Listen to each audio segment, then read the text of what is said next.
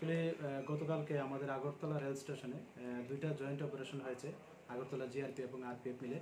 তো প্রথম দফায় আমরা গতকালকে যে আমাদের রানী কমলাবতী এক্সপ্রেস আগরতলা রেল স্টেশনে আসলো, তখন ওইটা তল্লাশি করে আমরা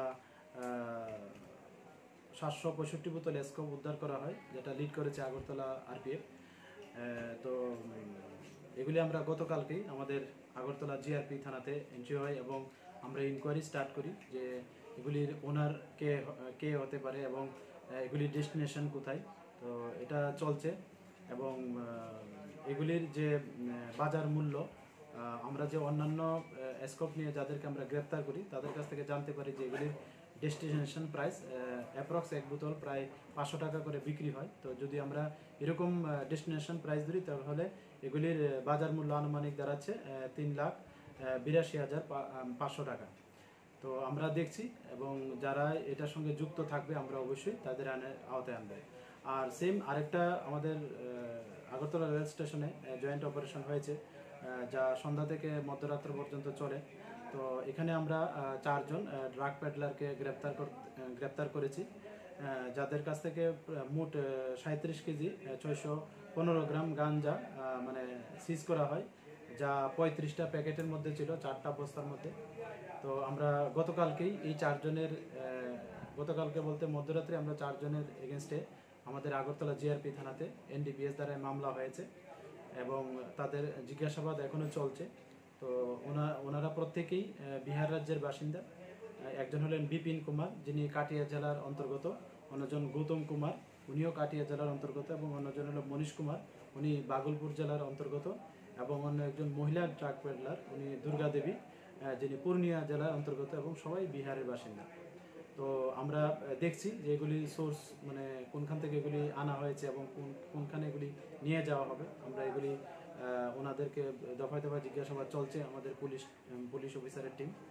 আর তাদের প্রাথমিক জিজ্ঞাসাবাদে বলল যে তারা এগুলি কারণ মারফতে দিল্লি পাঠাবে এবং ওইখানে এগুলি খুব ভালো মূল্য পাওয়া যায় এরকম বললো, প্রায় 20-25 হাজার টাকা পার কেজি। তো আমরা যদি এরকম ধরি যে এগুলির মানে ডেস্টিনেশন প্রাইস লগভগ 7.5 লাখ টাকার মতো হবে। তো আমরা আজকে ওনাদের মহামান্য আদালতে প্রেরণ করছি এবং পুলিশ রিমান্ডও চাচ্ছি, এবং তাদের যে স্মার্ট মোবাইল কোনো কিছু পাওয়া গেছে, কিপ্যাড মোবাইলও কোনো পাওয়া গেছে। তো আমরা এগুলিও খতিয়ে দেখছি এবং যারা এটার সঙ্গে যুক্ত থাকবে আমরা অবশ্যই তাদের আইনের আওতায় আনব। আচ্ছা, তারা যে এরকম কাজ করছে এবং তাদের বিরুদ্ধে আগে কোনো অভিযোগ ছিল কি? এটা আমরা মধ্যরাত্রি এবং ইভেন আজকে সকালেও আমরা প্রত্যেক থানাতে এটার মেসেজ পাঠিয়েছি এবং ওনার যেই থানার অন্তর্গত ওনাদের বাড়ি ওইখানেও আমরা মেসেজ পাঠিয়েছি। তো আমরা দেখছি যে ওরা আরও এরকম কাজে লিপ্ত ছিল কিনা, এবং যদি থাকে ওইখান থেকে আমরা যে ওনাদের এগেনস্টে যে ডাটা আছে আমরা কালেকশন করব এবং এগুলি আমরা মহামান্য আদালতকেও জানাবো এবং যা কানুনি কারবাই আছে আমরা অবশ্যই করব। তাদের বিরুদ্ধে আগে কোনো কেস ছিল কি? না, ওইটাই বললাম, এটা আমরা প্রত্যেক থানাতে মেসেজ পাঠিয়েছি আমাদের ত্রিপুরাতে, প্লাস ওনাদের যেখানে বাড়ি ওখানে যে ওনাদের যে লোকাল পিএস আছে ওনাদেরকে ইনফর্ম করেছি। এখন দেখা যাক ওনাদের কাছ থেকে কি ফিডব্যাক। তারা যে মালগুলি মানে এই রাজ্য থেকে কিনছে বা তাদের সঙ্গে বা কেউ না কোনো মারফতে আছে, তাদের কোনো অবশেষ পাওয়া গেছে কি? এটা তাদের ইন্টারোগেশন চলছে, মানে আমরা দেখছি, এবং তাদের যে স্মার্ট মোবাইল ফোন আছে এবং কিপ্যাড মোবাইল ফোনও পাওয়া গেছে, এগুলি অ্যানালাইসিস চলছে। তো আমরা দেখছি এবং যারাই এটার সঙ্গে যুক্ত আমরা পাই, কোনো লিঙ্ক পাই, আমরা অবশ্যই তাদের এগেনস্টে লফুল অ্যাকশন নেব।